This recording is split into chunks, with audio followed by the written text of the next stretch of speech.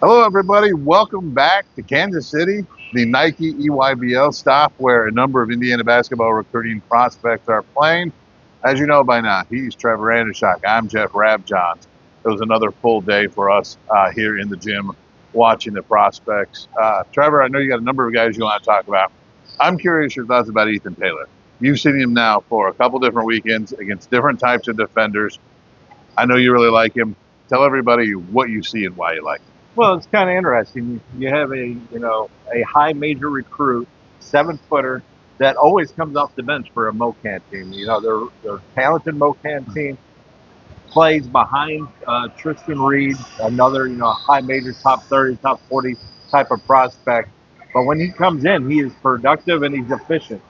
7-footer, runs the floor well, great hands, really passes well. Anytime, he's within range of the ball, he's getting it. He has those huge hands, great coordination. That's basically what I like about him. His passing ability down the post is really eye-catching.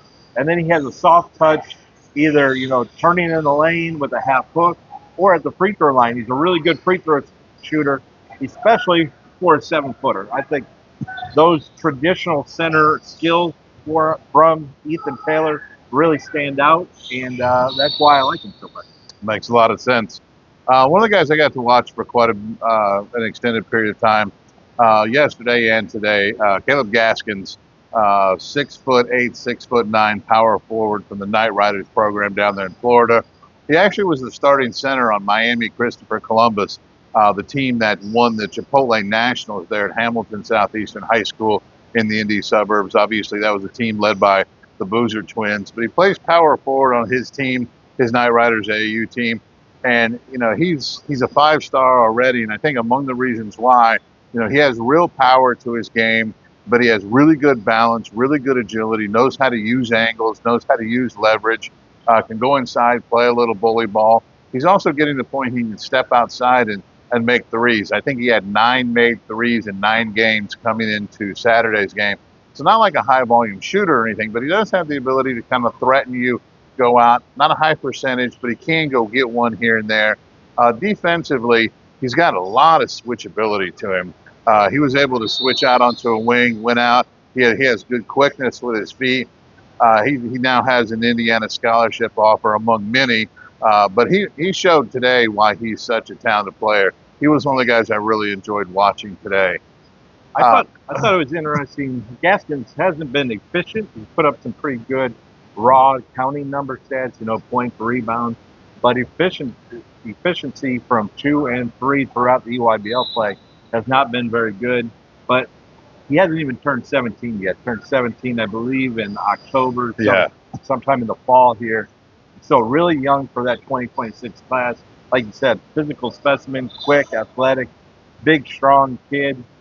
So he has all the physical tools and has that skill base. It'll be interesting to see how he develops throughout this AAU season. Absolutely. And like you've mentioned before, Manny Green, being his partner there on the front court. Those are two really athletic, a little bit different, but two really athletic, explosive forwards. Who are some other guys you watched today who you liked or found interesting? I was just going to make a quick note off the explosiveness, guys. Jordan Smith again from Team Takeover. Game in, game out. You know what you're getting from Jordan Smith. That's why he's the number 6 ranked player in the country. 6'1", going to be a point guard down the road. I'm almost willing to put him in that category already. Passes the ball really well, sees the floor, but it's his burst, explosiveness, and competitiveness that really stick out. And that was on display again today against Team Hero. Sitting there courtside watching him, I mean, it's like watching a linebacker play point guard. I mean, he's around 6'2", but shoulders, big arms, powerful legs. You look at him warm up, and if you didn't know who he was, you'd be like, oh, they're going to play a little small ball and put the big, strong kid at 3. No, that's a point guard out there. He's really, I mean, he's incredibly impressive. His upside is going to be very interesting to watch over the next 2, 3, 4, 5 years. Prince Alexander Moody, also with Team Takeover, also with an Indiana scholarship offer, had some really good moves tonight. He drove the ball really well. It wasn't really a 3-point shooting game for him, but he did drive really well. I thought he had another really solid game. And obviously they got Quayton Samuels as well. So they've got three really talented backcourt players. And as is normal with Team Takeover, they play together. They share the ball, and all of them defend. That's another thing. All of them, Team Takeover has defended for years. I think it must be written in some contract somewhere to put the jersey on. You must defend. I don't know, but they all defend. It's a terrific backcourt to watch. On the other end of the floor, I thought Vaughn Carvala,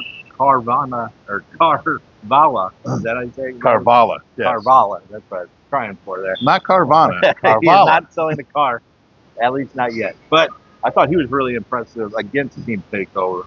Showed positional size, quickness off the dribble, and then obviously his shooting probably his main asset right now. I thought he was really impressive today. Yeah, I think he's a guy who's going to rise in the rankings. He's playing for Team Hero, so he's a Midwest guy. Not Indiana involvement right now, but he's a Midwest guy. People are going to hear a lot about him over the spring or throughout the rest of the summer, certainly. I think he's going to be one of those guys who maybe when they do a couple key players who are risers, maybe on Tuesday or Wednesday, I think he's going to be on the list. I thought he was really good. And again, Team Takeover has got athletes with physicality to throw at him. He moved really well. He hunted shots. He made shots. Like you said, good positional size. I think he's a guy who's, his recruitment's starting to grow already nationally. Syracuse has now jumped in, some other schools like that. And I think even more could come in time. But yeah, he was definitely a guy who I think is going to make a pretty good jump in the rankings. Yeah, sticking with guys that might jump on the IU radar at some point. I saw the Team Hero 16U team right before that as well.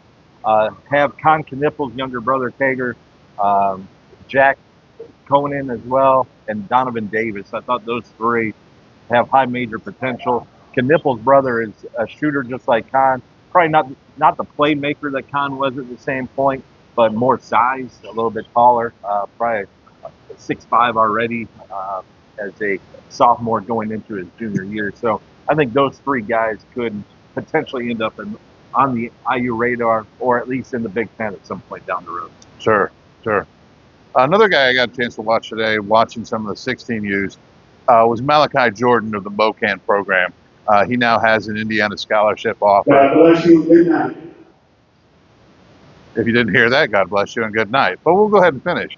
Malachi Jordan from MoKan 16U team, class of 2027 forward. He's really versatile. Didn't have a great shooting night, didn't have a great shooting day today, but he has the ability to step out and make threes. He has the ability to go inside. He's about 6'7", 6'8", really switchable on defense. At least that's what he showed in this game. There was a couple times he switched onto a point guard. He could handle that. He switched onto a post player. He could handle that.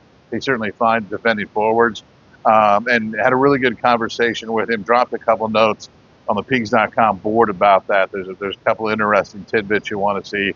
But one of the interesting things was a number of the guys I talked to, they said that they're hearing from head coach Darren DeVries a lot. So that's something that's certainly notable as well as we start to get into the serious portion of IU recruiting with some of these high school players.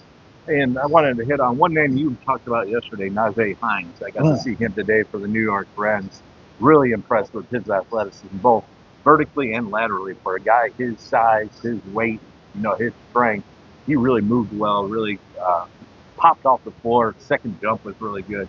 So I was impressed with him. He's one of the leaders in Nike UIBL and win shares, kind of an overall metric to see how valuable and efficient you are, and he's up there at the top of the list.